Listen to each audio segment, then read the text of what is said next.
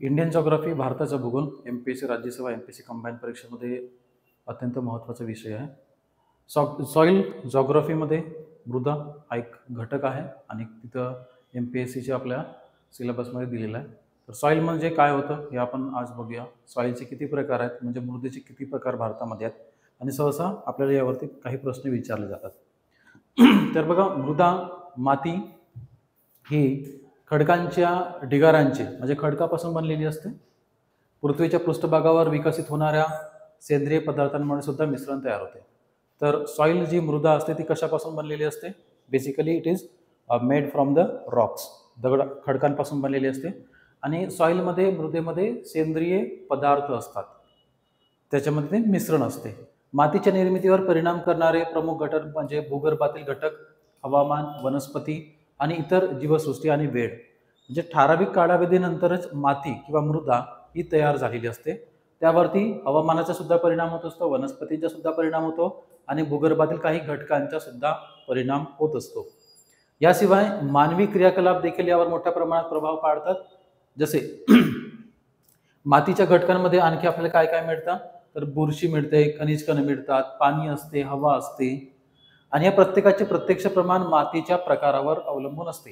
म्हणजे वेगवेगळ्या प्रकारची माती असते, त्या मातीच्या प्रमाणानुसार इथे तिथले जे कंपोनंट किंवा घटक असतात ती बदल होत असतात.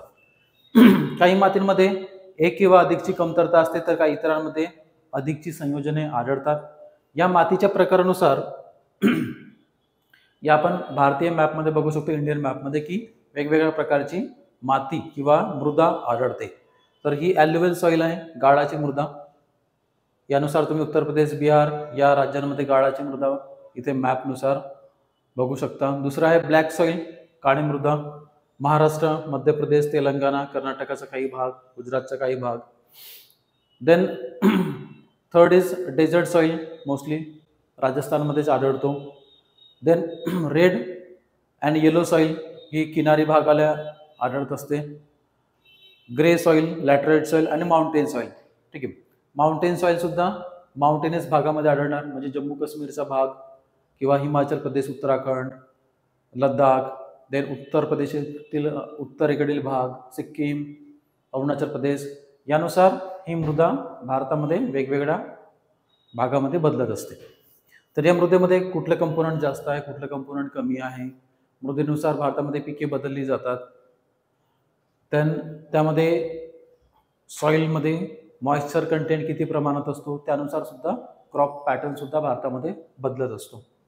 तर पहिली सॉईल आपण बघूया, ब्लॅक सॉईल. त्याच्या आधी आपण बघूया की भारतामध्ये किती प्रकारची मृदा आढळत असते. तर पहिली आहे गाळाची मृदा. गाळाची मृदा म्हणजे ॲल्युव्हियल सॉईल. सेकंड ब्लॅक सॉईल, काळी मृदा. रेड अँड येलो सॉईल, लाल आणि पिवळी माती.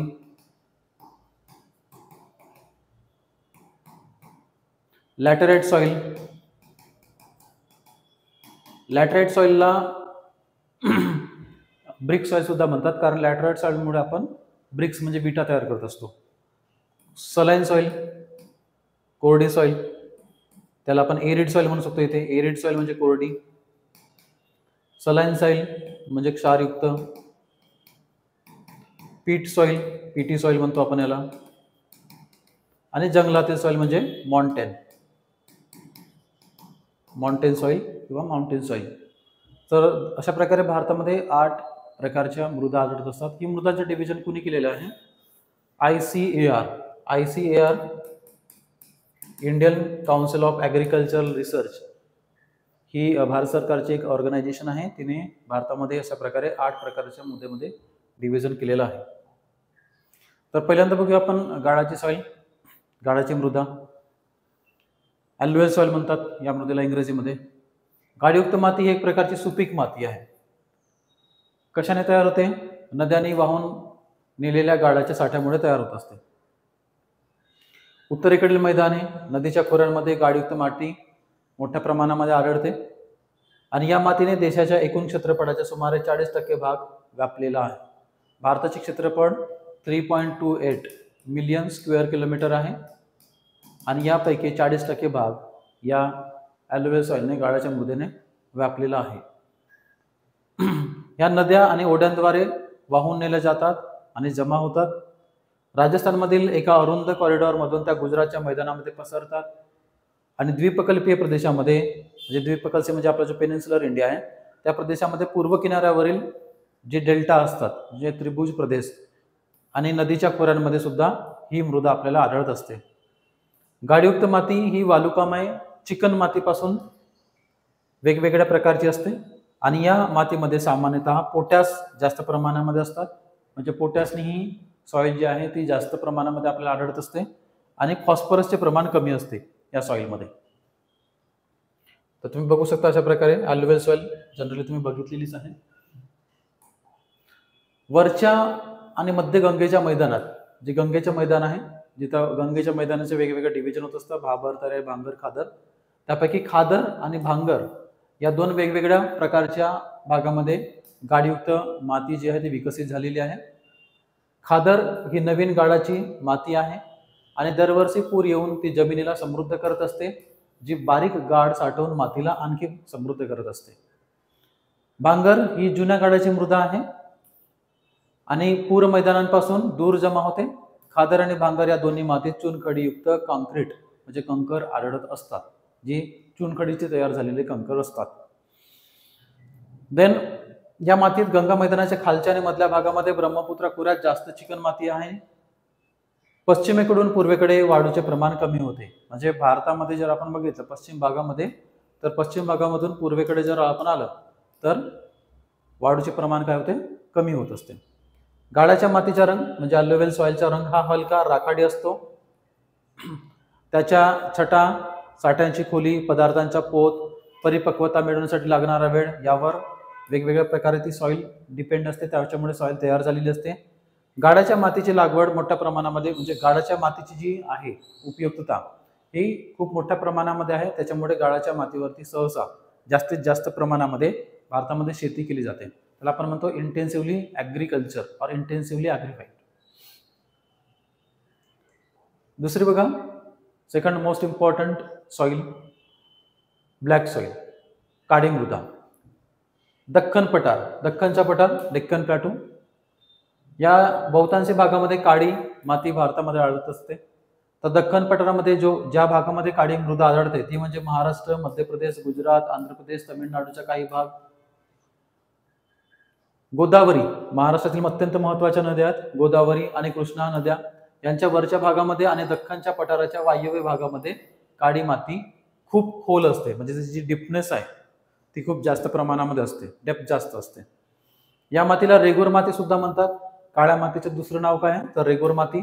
आणि काळी कापसाची माती सुद्धा म्हणतात, black cotton soil. Black cotton soil सुद्धा म्हणतात या मातीला, किंवा रेगूर सॉइल पण म्हणतात. काळी माती सामान्यतः चिकन माती, खोल आणि अभेद्य असतात. त्या ओल्या असतात तेव्हा फुगतात आणि चिकट होतात तेव्हा वाढल्यावर आकुंचन पावतात. म्हणून कोरड्या हंगामामध्ये या मातीत रुंद भेगा पडतात आणि अशा प्रकारे एक प्रकारची स्वयं नांगरणी होते. आता यामध्ये कसं होतं की पावसाळा आला की उन्हाळ्यामध्ये ज्या या मातीला भेगा पडलेल्या असतात त्या भेगा भरून निघतात. म्हणजे भेगा पूर्ण भरून निघाल्यामुळे ती माती आणखी आपल्याला चिकन मातीसारखी दिसते. उन्हाळा आल्यानंतर उन्हाळ्याच्या दिवसामध्ये परत या मातीला भेगा पडतात, खूप मोठ्या मोठ्या प्रमाणामध्ये भेगा पडतात आणि या भेगा परत पावसाळ्यामध्ये भरल्या जातात. तर अशा प्रकारचे आपण काय म्हणतो की इलास्टिक प्रॉपर्टी या सॉइलमध्ये आढळते. त्याला आपण स्वयं नांगरणी सुद्धा असं म्हणू शकतो.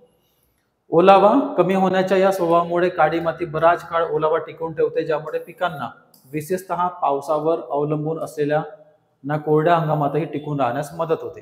त्याच्यामुळे या ब्लॅक सॉइलमध्ये मोस्टली भारतामध्ये जे पीक घेतलं जातं ते आहे कॉटन सॉइल. म्हणून याला आपण कॉटन सॉइल सुद्धा म्हणतो, कारण जास्तीत जास्त प्रमाणामध्ये कॉटन, कापसाची मृदा, कापूस जास्त प्रमाणामध्ये पीक घेतलं जातं. रासायनिकदृष्ट्या केमिकली काळ्या मातीमध्ये चुना आढळतो. लाईम, लोह, आयरन, मॅग्नेशिया आणि ॲल्युमिनियम भरपूर प्रमाणामध्ये आढळतात. त्यामध्ये पोटॅश देखील असते, पोटॅशचे प्रमाण सुद्धा असते, परंतु त्यामध्ये फॉस्फरस, नायट्रोजन आणि सेंद्रिय पदार्थांची कमतरता असते आणि मातीचा रंग गडद काळा ते राखाडी अशा प्रकारे दिसून येतो. तर तुम्ही इमेजमध्ये बघू शकता की त्या अशा खूप मोठ्या मोठ्या प्रकारच्या भेगा पडतात. वरून पाऊस आला की या भेगा फिल केल्या जातात, भरल्या जातात आणि भेगा भरल्यामुळे परत आपल्याला जी जमीन आहे त्याच्यामध्ये आपण शेती करू शकतो. परत उन्हाळ्यामध्ये इथे खूप जास्त जो ओलावा असतो मातीतला तो निघून जातो आणि परत इथे भेगा पडतात. तर या सॉइलमध्ये वाईड क्रॅक्स म्हणजे खूप मोठ्या मोठ्या प्रमाणामध्ये क्रॅक्स आढळतात, आपल्याला इथे भेगा आढळतात. आणि तुम्ही रंग बघू शकता, कलर इज कम्प्लिटली ब्लॅक. आणि अशा प्रकारे कॉटन, ठीक आहे, कॉटनचं पीक या सॉइलमध्ये घेतलेलं जातं. तर ही अत्यंत एक महत्त्वाची आपण मृदा म्हणू शकतो भारतामध्ये, की जी कॉटन किंवा कापूस उत्पादनासाठी भारतामध्ये जास्तीत जास्त प्रमाणामध्ये कॉटनचं उत्पादन घेतलं जातं. तिसरं इम्पॉर्टंट सॉइल आहे आणखी बघा, लाल माती किंवा लाल आणि पिवळी माती, रेड अँड येलो सॉइल. तर ही सुद्धा दख्खनच्या पठाराच्या पूर्व आणि दक्षिण भागामध्ये कमी पावसाच्या भागात स्फटिकमय अग्निजन्य खडकांवर लाल माती विकसित होते.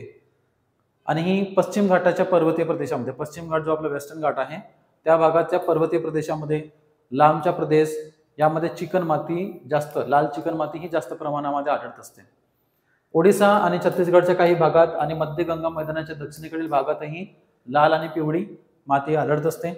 स्फटिकीय आणि रूपांतरित खडकांमध्ये लोहाच्या विस्तृत प्रसारामुळे लोह जास्त असतो, त्यामुळे माती लालसर रंगाची होते. आयरन ऑक्साईड किंवा फेरस ऑक्साईड आपण म्हणू शकतो त्याला. तेव्हा ती पाण्याने भरलेल्या स्वरूपात आढळते, तेव्हा ती पिवळी असते.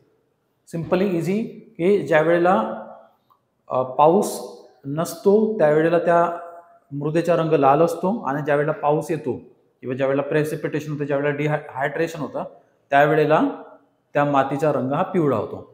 So hydrated form the soil is in red in colour, आणि डिहायड्रेटेड फॉर्म मध्ये soil yellow is in colour. तर बारीक लाल पिवळी माती सामान्यतः सुपीक असते. कोरड्या उंचावरील भागात आढळणाऱ्या खडबडीत मातीची सुपीकता कमी असते, आणि त्यामध्ये सामान्यतः नायट्रोजन, फॉस्फरस आणि बुरशी कमी प्रमाणामध्ये आढळत असते. तर तुम्ही दोन प्रकारची इथं कलर बघू शकता, which are the two important only change in colour. आपण ज्यामध्ये काय म्हणू शकतो की रंगामध्ये फक्त बदल झालेला आहे. माती एकच आहे, ही लाल रेड कलर मध्ये आहे. ही कुठल्या फॉर्म मध्ये आहे? डिहायड्रेटेड फॉर्म मध्ये आहे, म्हणजे इथे पाऊस आलेला नाही आहे म्हणून या मातीचा, या मृदेचा रंग लाल असतो. याच मातीवरती पाऊस ज्या वेळेला येतो, प्रेसिपिटेशन येतो, पाऊस किंवा हायड्रेटेड होतो, त्यावेळेला कलर कशा प्रकारे झालेला आहे? येलो कलर झालेला आहे. तर ही चेंज इन कलर म्हणजे red colour to change in yellow colour, हे काही वेगळा म्हणजे परिणाम नाही याच्यामध्ये. फक्त पाऊस आला की लाल मातीचा रंग हा पिवळ्या मृदेमध्ये होत असतो. देन चौथ्या प्रकारची माती आहे जी भारतामध्ये आढळून येते. It is a laterite soil, laterite माती. लॅटराइट हा शब्द लॅटिन शब्द लेटर पासून आलेला आहे, याचा अर्थ वीट असा होतो. लॅटराइट माती उच्च तापमान, जास्त पाऊस असलेल्या भागामध्ये विकसित होते, आणि उष्णकटिबंधीय पावसामुळे होणाऱ्या तीव्र गतीमुळे हे घडते. कशामुळे घडते? तर उष्णकटिबंधीय पावसात होणाऱ्या तीव्र गळतीमुळे लॅटराइट सॉइलमध्ये उच्च तापमान आणि जास्त पाऊस असलेल्या भागामध्ये वितळीत होते. पावसासोबत चुना आणि सिलिका बाहेर पडतात या सॉइलमधून, आणि लोह ऑक्साईड आणि ॲल्युमिनियम संयुगाने समृद्ध माती मागे राहते, म्हणजे तिथून ते वॉशआउट केले जाते किंवा बाहेर टाकले जाते. मातीतील बुरशीचे प्रमाण जलदपणे काढून टाकले जाते, जे उच्च तापमानात चांगले वाढतात. या मातीत सेंद्रिय पदार्थ, organic compounds, nitrogen, phosphate, calcium कमी असतात. लोह ऑक्साईड आणि पोटॅश जास्त प्रमाणामध्ये आढळतात, म्हणून लॅटराइट सॉइल लागवडीसाठी योग्य ठरत नाही. परंतु लागवडीसाठी माती सुपीक बनवण्यासाठी खतांचा वापर आपण करू शकतो. खतांचा वापर आवश्यक आहे, आणि तमिळनाडू, आंध्र प्रदेश, केरळमधील लाल लॅटराइट माती काजू सारख्या वृक्षांच्या पिकासाठी अधिक योग्य आहे. म्हणजे तमिळनाडू, आंध्र प्रदेश आणि केरळमध्ये कुठल्या जास्तीत जास्त पीक घेतलं जातं? तर काजूचं. कुठल्या सॉइलमध्ये? लॅटराइट सॉइलमध्ये. घर बांधणीमध्ये वापरण्यासाठी लॅटराइट माती विटा म्हणून मोठ्या प्रमाणामध्ये कापली जाते. या मातीत मुख्यतः द्वीपकल्पीय पठाराच्या उंच भागात विकसित झाल्या आहेत. लॅटराइट माती भारतामध्ये कर्नाटक, केरळ, तमिळनाडू, मध्य प्रदेश, ओडिसा आणि आसामच्या डोंगरी भागामध्ये सामान्यतः आढळत असते. तर ही आहे लॅटराइट माती, लॅटराइट सॉइल. आणि या लॅटराइट सॉइल मधून आपण काय तयार केलेलं आहे? ब्रिक्स. ब्रिक्स म्हणजे काय तयार केलेलं आपण? विटा तयार केलेल्या आहेत.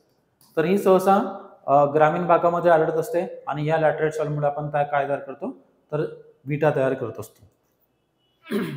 तर अशा प्रकारे संपूर्ण भारतामध्ये ज्या आढळतात मृदा, त्यापैकी अत्यंत आणखी एक महत्वाची मृदा ही आहे.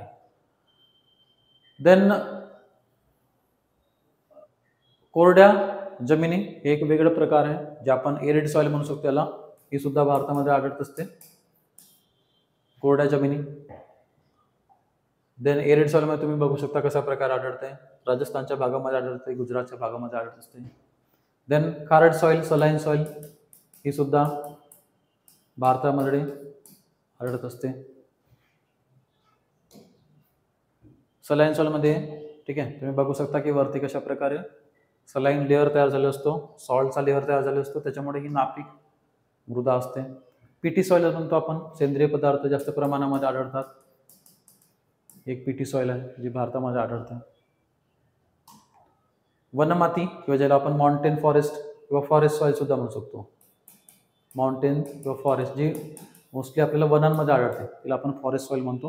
ही सुद्धा वनांच्या भागामध्ये आढळते, जिथं खूप डेन्स फॉरेस्ट असतात त्या भागामध्ये ही सॉइल आढळत असते. तर अशा प्रकारे ही मृदेबद्दल ही आहे. ठीक आहे. तर भारतातील ज्या महत्त्वाच्या मृदा आहेत त्यापैकी आपण आणखी लेक्चरमध्ये इथं करणार आहोत. Okay, thank you.